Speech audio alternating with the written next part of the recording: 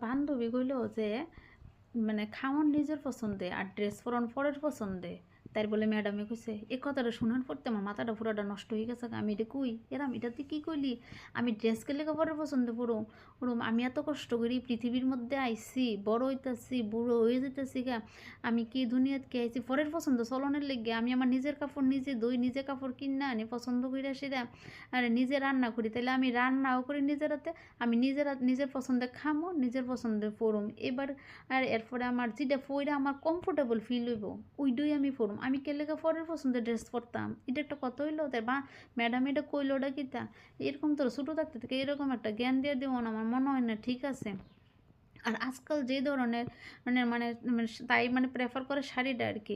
আর আমার কাছে শাড়িটা ভাল লাগে না, কারণ আমি শাড়ি হ্যান্ডেল করতাম পারি না। শাড়ি হ্যান্ডেল করো না আছে না, আমার দ্বারা খুব কষ্টকর মনে হয় এই জায়গা। হাঁটতে কষ্ট হয়, কত কষ্ট হয়। আর আজকাল দিনে যে স্টাইলের শাড়ি পরে, এই স্টাইলের শাড়ি পরন থেকে আমি মনে করি না পরানো অনেক বেটার। এসব শাড়ি পরন দেখলেও আমার লজ্জা লাগে। বাদ দিই, আমি চুড়িদারি বেলা চুড়িদার পরলে সব মানে আমার কাছে কমফোর্টেবল ফিল হয়, আরামদায়ক। আমি মানে ভাল লাগে আমার কাছে চুড়িদার পরি, আমি লেগে চুড়িদার পরি। তাই আমি বুঝাই দিছি যে আমরা এই দুনিয়াতে আইছি আমরা নিজের লেগে, মানুষের লেগে না। মানুষের পরে কি তো পরে তো কত কিছু কইব, মানুষের মুখ আছে অনেক কথা কইব। মানুষের মানে খুশি করতে চলানোর মানে চলতে গেলে একদিন পর নিজেরই দুঃখী হয়ে চলতে লাগবো।